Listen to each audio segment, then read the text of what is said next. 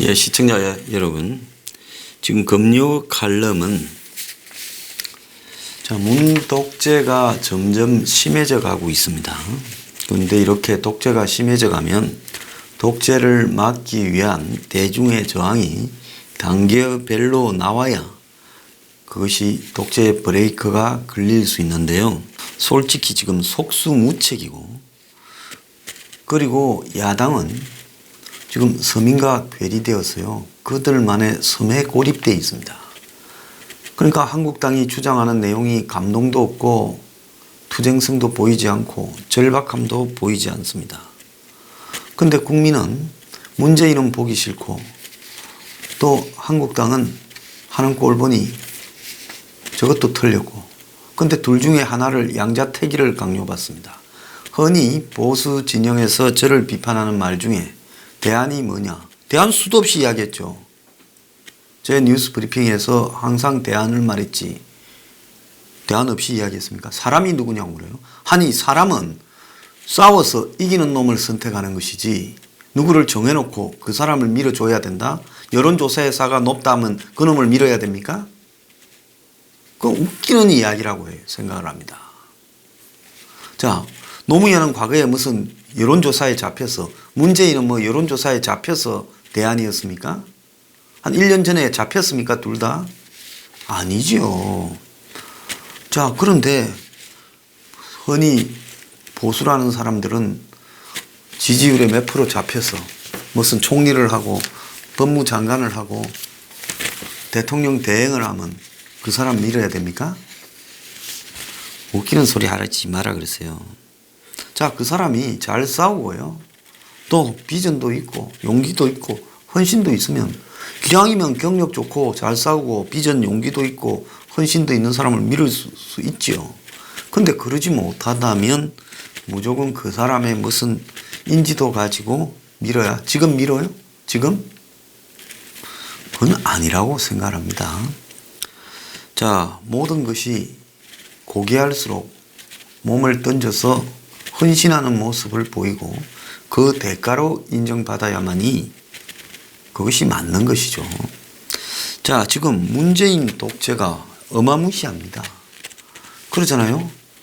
그 딸 아들, 그러니까 문재인 외손자 국회에서 좀 내용 내놔라 하니 교육청이 시켰을 거고 최소한만 제공하라고. 그래서 학교에서 최소한만 제공했는데 학교가 이런 행정에 익숙하지 않다 보니 뭐 있으나 마나한 약간의 오차들은 있었지만은 큰 문제도 아닌 거예요. 근데 그걸 가지고 학교에 징계를 내리고, 또 어제는 어떤 일이 있었습니까? 법무장관이 질의응답하기 싫다고 사법개혁에 대해 혼자 기자회견을 하는 사태까지 벌어졌어요. 기자들하고 질문응답 안 하겠다고 기자가 보이콧을 했어요. 자, 이런 것들이 문 정권이 얼마나 오만한가. 손혜원을 검찰이 한번 꼬라지를 국민 앞에 안 보여줘요. 사진 한 장도 공개 안 해요. 솔직히 나 검찰한테 물어보고 싶습니다. 손혜원이 진짜 왔다 갔나 검찰에? 아니면 너가 손혜원 집에 가서 호텔 가서 출장 조사했나? 아니면 그냥 왔다 간 걸로 하기로 했다고 문도 너가 만들고 답도 너가 만들어서 국민 앞에 설거머니 흘렸나? 자, 좀 묻고 싶어요. 우리들 병원 집회한다니까요. 우리들 병원 관련해서 사문서 위조 건으로 걸려서 이 사건이 터지게 만들었던 시발점 되는 사건이 무혐의랍니다. 그럼 그 사건 무혐의만 이야기하면 되지 왜 양정철이, 정재훈이, 신현순이 이런 사람들은 뭐 언급할 가치가 없다고, 조사할 필요성조차도 없다고 이런 말까지 얹습니까? 누가 물었어요? 그래서 이 자들이 가만히 하는 걸 보면 국민을 거의 호구로 알고 있어요. 자, 만만하게 좀 멍한 신재민이는 정신병원에 가다 놨다가 항복하니까 그래 한 몇 달은 있어야 된다 하다가 갇혀 있다니까 또 풀어주고 며칠 뒤에 집에 갔다 이럽니까? 김태우는 그냥 박살 내버려서 몇 건으로 걸어서 이제 입 다물고 찌그러져라 이렇게 만들고 끝납니까? 자, 대통령 아들, 딸 사이는 신의 영역에 있어요? 툭 하면 고소한다고 청와대가 지랄들입니까? 이게 무서웠어요. 다 빌빌들 싸고 있고 그러면서 이제 공수처고 국가수사본부고 오늘 보면 뭐 윤석열이를 사인의 검찰총장 후보로 지금 이렇게 추천됐다고 이야기를 해요. 윤석열이라는 사람은 검찰총장 후보가 아니라 정권 바뀌면 검찰 권력을 공정하게 행사했는가에 대해서 지금 적폐청산을 빙자한 정치 보복을 한 게 있는지 조사받아야 될 대상 아닙니까? 그런 사람을 검찰총장으로 뻔뻔히 후보로 올려요? 이 말이 안 되는 짓거리를 하고 있고요. 이제 유튜브도 이제 6월 달부터 무슨 뭐 심의를 하는 협의체를 만들어 가지고 유튜브 단속을 해요. 이게 지금 홍콩 사람들이 중국에 대해서 느끼는 공포와 뭐가 다릅니까? 이 지금 국회의원이 한국당이 보니까 어제 한 명 또 옷을 벗겨서 지금 한국당의 국회의원 숫자가 점점 줄어들고 있어요. 그래서 한국당이 지금 의석수가 112석으로 또 줄어들었습니다. 그래서 지금 한국당 의원 중에서 지금 선거법 위반으로 옷을 벗은 사람들 숫자가 지금 계속 늘어나고 앞으로도 몇 명이 대기하고 있다고 합니다. 그래서 지난 총선 때 아마 한국당이 지금 가졌던 의석이 123석인가 그랬을 건데 총선 뒤 이후에 지금 탈당을 해서 나갔다가 아직 바른미래당에 있는 몇 사람 그리고 지금 의원직을 옷을 벗은 사람이 지금 너댓 명이 되죠. 그래서 한국당의 지금 의석수가 점점 줄어드는데 몇 달 지나면 총선 전에는 이제 108석까지도 떨어질 수 있다. 한 4명 정도가 더 옷을 벗을 거라는 이야기가 있습니다. 그래서 문 정권이 가만히 보면 야당 의원 숫자를 점점 줄여가고 있어요. 자, 이쯤 되면 문 정권에 대해서 제대로 싸워야 되는데 오늘 아침에 조선일보로 보면 저질과 싸우기 위해 스스로 저질이 되어서는 안 된다. 이런 최보식 칼럼이 있어요. 근데 이 뭔 소린가 싶어서 보니까 한국당이 청와대를 향해서 막말을 퍼부었지만 그 말의 수용자는 청와대가 아니라 대중인데 대중의 공감을 얻어야 권력자를 움찔하게 하는데 한국당의 독한 말이 공감을 얻고 있는가 이런 이야기를 하며 한국당의 막말주의보가 내려졌다가 또 풀렸다. 그래서 야당의 무기가 말이라면 그 말이 강렬하고 인상적으로 대중에게 전달되어야 되는데 한국당이 그러지 못하고 그냥 쓸데없는 저질 막말 프레임에 갇혀 있다. 이렇게 이야기를 합니다. 요즘 한국당은 싸움을 잘하는 것도 아니고 성실한 국회 근무자도 아니고 장외투쟁에 나섰는데 이제 그것도 기억이 희미해졌고 그냥 놀고 먹는 사람들처럼 비춰지고 있다. 그런데 문제는 지금 세상 사람들이 한국당이 왜 저러는지 사정들을 잘 모르고 있다. 지금 추경해달라는 정권에 협조할 수도 없고 국회 10명 거기 들어가야 될 거고 그럼 패스트 트랙은 어떻게 할 거냐 이 문제도 남아 있어요. 자, 그런데 이 한국당이 지금 먹고 살만해졌는지 내부 갈등도 불거지고 일부 의원들은 탈당하려고 하는데 자, 그런데 이런 식으로 해가지고 청와대 비서관한테 지금 조롱을 받고 있다. 뭐 이렇게 지금 이야기를 하고 있습니다. 자, 저질과 싸우기 위해 스스로 저질이 되어서는 안 된다. 말은 일면 맞는 말인데요. 문제는 뭔가 하면 문 정권이 저질이냐? 저질이죠. 내가 여태까지 본 정치하는 사람들 중에 최고 저질이 거기 다 모여 있다고 봅니다. 그러면 저질과 싸우려면 저는 저질이 되어야 된다 생각합니다. 그런데 한국당은 제대로 된 저질도 못 되고 있다는 게 문제지요. 저질이 되어서는 안 된다는 게 아니라 상대가 진흙 바닥에서 사람을 끌어내어서 흙탕물에서 싸우겠다고, 즉 이전 투구를 하자고 달라들면 흙탕물에 뛰어들어서 싸움을 해야지요. 그런데 그야말로 부패한 부잣집 도련님, 그것도 그냥 부잣집 도련님도 아닙니다. 가문이 있거나 정통적인 부패해서 떼돈 번 천박한 쫄부 집안의 도련님들이라 가지고 진흙바닥에서 저질로 싸우는 것조차도 하지를 못해요. 싸움 자체를 제대로 하지 못하고 욕을 해도 좀 웃었고, 욕도 제대로 해야지요. 야, 이 도둑놈 새끼들아, 국가 예산을 다 그렇게 헤쳐먹냐 하고 욕도 제대로 해야지요. 그런데 이 싸움을 이것들은 할 수 없는 집단입니다. 이제 문을 이렇게 제동을 걸 수 있는 보수 세력이 거의 없다라고 봐야 된다고. 제가 지금 진단을 해보면요.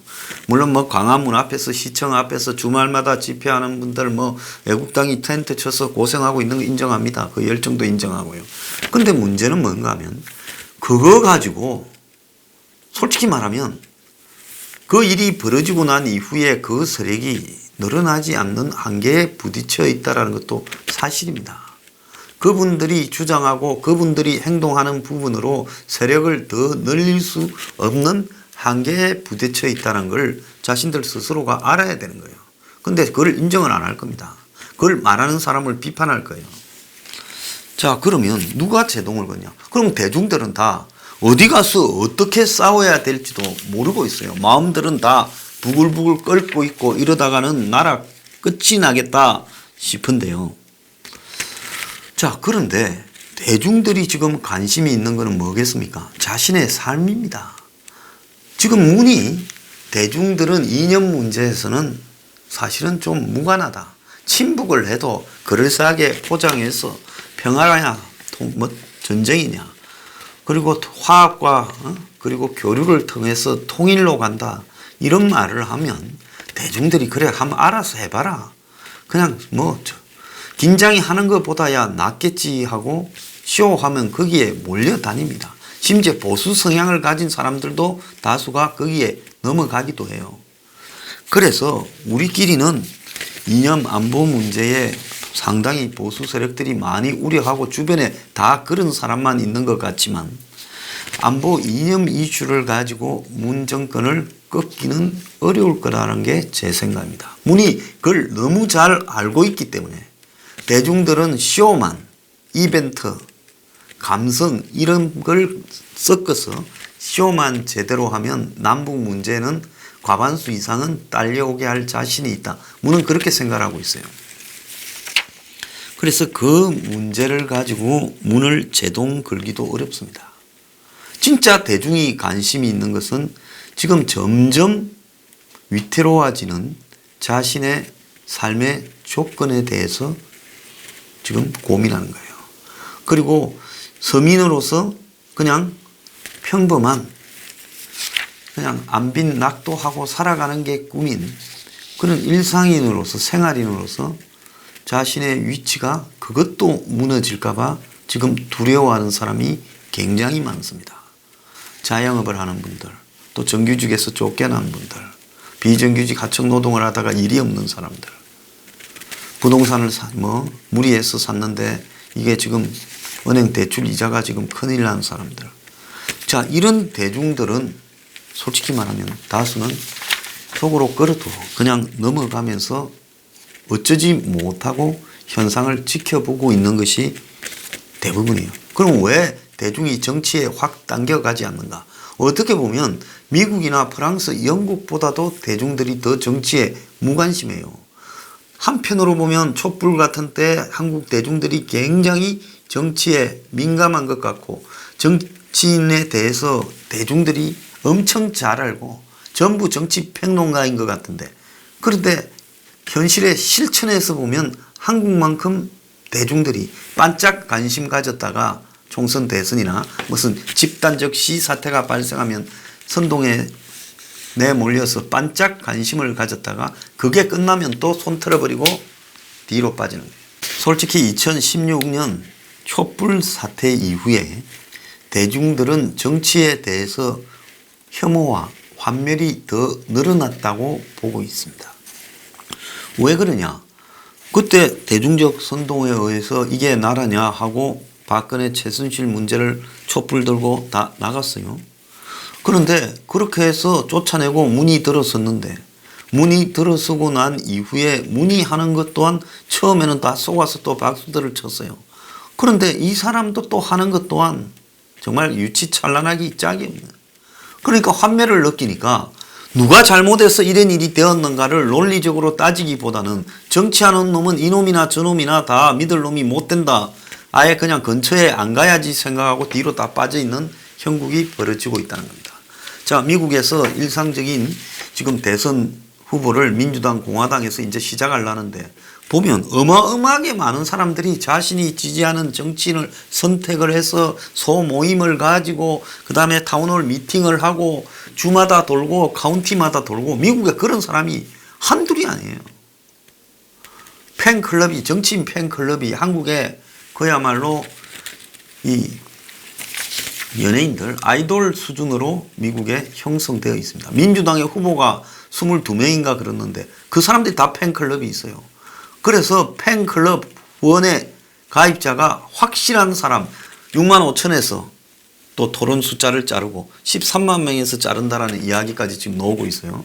왜? 22명 뭐 더 늘어날 것 같은데 그 사람들을 다 토론할 수 없으니까 며칠까지 확실한 후원자를 확보한 사람을 6만 5천 명 이상 안 되는 사람은 뺀다. 그 다음에 13만 명 이상 이런 식으로 지금 정리한다라는 이야기까지 나오고 있습니다. 자, 영국 같은 데 보면 제가 하원 의원이 주중에는 의회에서 주말에는 지역 구민을 몇만 개를 답해줘야 된다고 이야기하지 않았습니까? 1년 동안에. 그러니까 프랑스 한번 보세요. 프랑스의 지금 이 노란 조끼 파동을 보면서 그야말로 프랑스 정치에서 소외된 백인 서민들이 노란 조끼 파동을 주도했어요. 지금 몇 달을 하고 있지 않습니까? 마크롱이 시급하고 있죠. 그래서 지금 사회계획을 서두르겠다고 이런저런 발표를 하고 있습니다. 노란 조끼 파동이라는 게 정통적인 프랑스의 어떤 정당에 소속된 사람이거나 좌파가 하거나 그런 게 아니라는 거죠. 기존의 이념 좌우 문제를 초월한 부분입니다. 한국에는 무식하게 좌판이 어쩌니 했었는데요. 그게 절대 아니에요. 오히려 성향으로 보면 지금 유럽을 흔들고 있는 극우 성향과 유사한 측면도 있어요. 자, 그러면 한국도 보면 민주당이나 한국당이나 무슨 정의당이라고 진보정당이라 하는 것까지 포함해서 대중이 원하고 요구하는 것과 이런 정당들이 하는 행태가 굉장히 괴리가 있죠. 한국당이 보수정당이라고 시장 때마다 서민 재래시장을 돌고 그러지만은 한국당이 서민하고 관계 있습니까? 민주당이 무슨 진보 좌파자 하지만은 종북이기도 하지만 저 민주당이 서민하고 관계 있습니까? 자, 가장 서민적이라는 정의당이요. 쇼만 하고 있지. 민주당 이중대 날라리잖아요. 평화당은 김대중 당이고요. 그러면 지금 그야말로 대중과 유착된 대중의 목마른 정치적인 이슈에 대한 갈증과 그들을 대변할 수 있는 비전, 즉 생활과 관련된 비전 이런 것들을 제시하는 정당이 어디 있느냐? 없다라는 겁니다.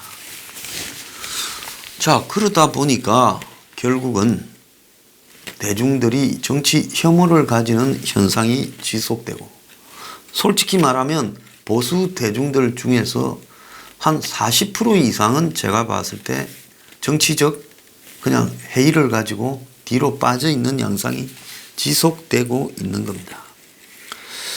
자, 이런 상황에서 또 내년에 총선이 있는데 자, 뭐 결국은 지금 뭐라 했었지만은 총선이 임박해지면 전라도 사람들은 또 여자들은 젊은 20, 30, 40대는 결국은 민주당을 찍을 거고 또 그 나이 든 사람이나 경상도 사람은 한국당을 찍을 거니까 정치라는 게 별거 아니다.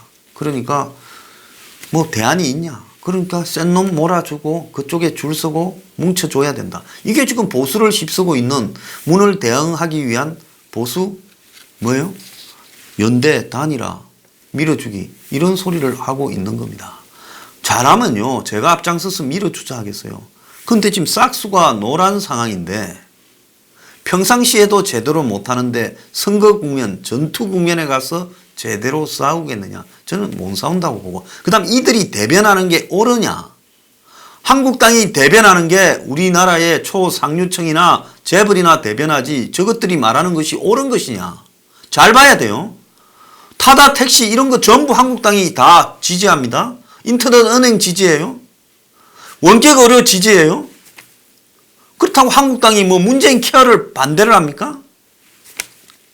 그래서 한국당이 하는 꼬라지를 보면 그냥 특혜주고 혜택 주고 규제 완화하고 4차 산업하고 딱 그냥 현재 문재인이 겉으로는 진보 좌파인 척하고 뒤로는 기득권의 이해에 밀착되어 있잖아요. 이번에 노르웨이, 핀란드, 스웨덴 갈 때 데려간 사람들 안 봐요. 이재용이니 뭐 배달의 민족이니 이런 거 다 데려갔잖아요.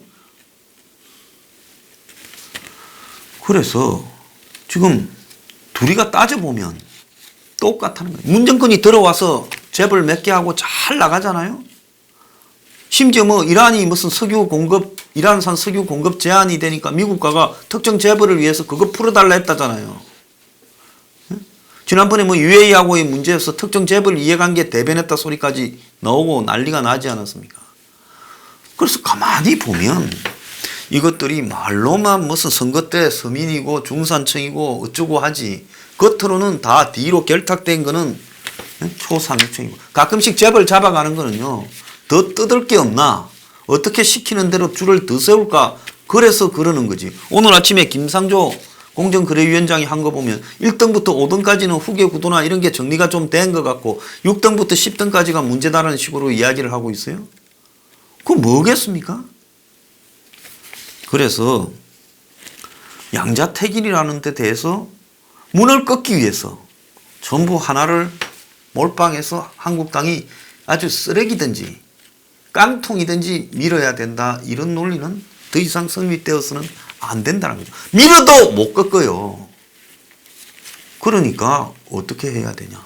이제는 기성에 대해서 과감하게 해체해서 해부하고 제대로 안 가면 조지고 끌어내리고 이래야 되는 겁니다. 최복식처럼 저질이 되어서는 안 된다는 게 아니라 진짜 저질이 되어야 되는 거죠. 그래서 문 정권과 싸우려면요. 홍콩식으로 길거리에 덜어눕고 저 정권의 모든 비리를 폭로하고 세컨더리 보이콧을 때려라 하고 우리들 병원과 관련된 의혹을 다 캐치해서 밝히고 이렇게 해야 되는데 지금 시끄럽게 떠들고 있죠. 무슨 보수 유튜버가 노인들을 선동해서 어떻게 한다라고 문 쪽은 그렇게 몽뚱거려서 보수 유튜버의 해악을 이야기하지만 실제 보수 유튜버들이 제대로 문을 공격해서 그걸 한 방에 끝내려고 하는 결정적인 한 수가 있냐? 없잖아요. 전부 그냥 제목만 벌겋게 시커멓게 해놓고 그 제목 보면 문은 벌써 탄핵당하고 집에 가고 끝났어야죠. 이런 식으로 끌고 가는 부분이 문이 봤을 때 조금 더 풀어놨다가 지 맘대로 떠들다 하다가 나중에 옥석 가리지 않고 한 방에 다 보내버려야 되겠다 해서 아직 풀어놓고 있고 이제 쪼으려고 준비하고 있는 거죠. 그래서 이 보수에서 나가는 스피커가 고장나거나 잘못된 스피커들이 그야말로 말을 하는 것 같지만 그 말은 하나마나한 이야기들을 하고 있거나 특정 지금 있으나마나한 정치인을 밀어주는 소리를 하고 있는 것이 대부분이라는 겁니다. 그렇다면 앞으로 이 문을 제거할 수 있냐? 제가 볼 때 이 사람들로 안 됩니다. 이제요 침묵하는 대중들이 들고 일어나지 않으면 문을 제거할 방법이 없다라고 저는 보고 있습니다. 뭐 제거? 중간에 쫓아내요. 그것 고사하고 내년 총선이나 내년 총선은 현재로서는 거의 불가능이라고 제가 결론을 내리겠습니다. 내후년 대선요. 그것도 지금으로서는 2022년의 대선도 불가능하다. 그러면 어떻게 해야 되겠어요? 지금부터 싹을 뿌려서 싸워야 된다는 겁니다. 무슨 될 놈이 누가 있냐? 아니 될 놈이 있을지 없을지 누가 합니까? 그래서요 결론은 문에 지금 독재가 아주 그냥 오만함 독승까지 보태서 진행되고 있는데 선거 때까지 기다리기 답답해서 욕하고 쫓아낸다 하지만 그거는 여러분들의 그냥 배설행위에 불과합니다. 저보고 어제 어떤 어르신이 그래요. 아유 문희 실제 지지율이 35%쯤 된다 소리 하지 마라. 힘 빠진다. 아니 진실을 진실대로 알고 싸움을 벌여야지 그냥 듣기 좋은 아편만 막다가 마약 중독 걸리듯이 그냥 자기 만족이라는 중독에 걸렸다가 또 완전히 골로 가는 길을 택하고 싶으십니까? 그 길은 가서는 안 되죠. 자, 그리고 이제 서민과 괴리된 채 서민을 표달라는 놈들은 정리해야 됩니다. 저는 내년 총선이나 그 다음 대선에서 서민과 괴리된 공약을 내는 부분에 대해서는 찍어줘서는 안 된다고 봐요. 철저하게 서민이 원하는 정책을 그대로 발표하도록 하고 뭐 안 하면 포퓰리즘 바람으로 그들을 끝내버려야 된다고 저는 보고 있습니다. 지금 양정당이 내놓는 정책 중에 서민의 삶을 진정으로 위하는 그런 공약들이 어디에 있습니까? 자, 그리고 민주당 아니면 한국당, 문재인 아니면 황교안 이런 거 강요하지 마세요. 이제는 그것도 끝내야 된다는 겁니다. 제가 욕을 엄청 처먹으면서 가는 이유는 이제는 제 주장을 그대로 밀고 가겠다라는 걸 선전포고하는 거예요. 이제 하늘이 두 쪽이 나도 그래 갈 거고 헛소리 하는 놈들은 저한테 진짜 또 이야기하지만 보지 말고 저보고 보지 마라 소리 하지 말라고 여러 사람이 그러는데 끝까지 그럴 겁니다. 보지 마세요. 내 혼자 가도 갈 거니까 그러니까 이제는 같이 갈 사람이 필요하지 헛소리 하는 사람들은 필요 없습니다. 앞으로는요. 이제 집회 끝나고 나면 헛소리 하는 사람은 다 차단해버리고 뜻을 같이 하는 사람들만 갈 겁니다. 너도 독선 아니냐? 독선이죠. 독선이 있어야 새로운 세력이라도 만들지. 전부 허물허물하게 해서 어디 기어 들어가려는 사람들이 그거 하겠습니까? 그러니까 나는 내 독선으로 갈 거니까요. 그러니까 각자 가고 싶은 대로 갑시다. 제가 그 이야기를 좀 분명히 하는 겁니다. 그래서 이제 적당히 사기치면 그냥 두지 않겠습니다.